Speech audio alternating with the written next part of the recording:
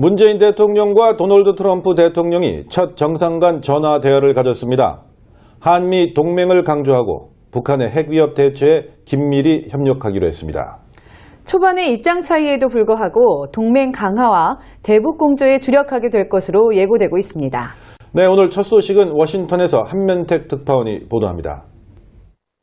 문재인 대통령이 취임 후 첫 번째 외국 정상으로 도널드 트럼프 대통령의 축하 전화를 받고 무엇보다 한미동맹과 대북 공조를 강조한 것으로 보입니다.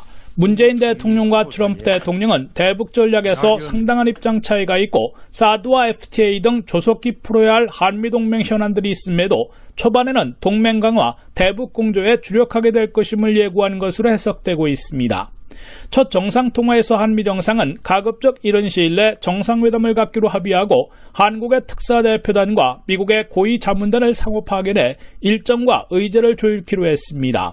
한미 정상은 북한의 핵 위협에 대처하는 데 긴밀히 협력키로 합의했습니다. 문 대통령은 한미 동맹이 어느 때보다 중요하다고 강조했고 트럼프 대통령도 한미는 위대한 동맹이라고 화답했습니다. 이에 따라 초반의 대북 전략에서는 문재인 대통령이 화해의 메시지를 표명하되 미국의 대북 압박에 보조를 맞추고 대신 트럼프 대통령은 긴장을 불필요하게 고조시킬 지나친 무력 시위나 레토릭은 자제하게 될 것으로 예상되고 있습니다. 또한 사드와 FTA 등 한미동맹 현안들은 시간을 갖고 협상해 나갈 것으로 예고되고 있습니다. 하지만 북한 김정은 위원장이 어떤 선택과 어떤 행동을 하느냐에 따라서 달빛 정책으로 불리는 문재인식 대북 개입 정책이 본격화될지 아니면 트럼프식 대북 압박 극대화에 가속도가 붙을지 판가름 날 것으로 미 언론들은 추적하고 있습니다. 김정은 정권이 미루고 있는 육착 실험이나 ICBM 기술을 보여주는 미사일 시험 발사를 감행한다면 문재인 대통령의 대북 화해 정책이 발목을 잡히고 트럼프 대통령의 대북 압박 극대화로 기울게 될 게 분명합니다.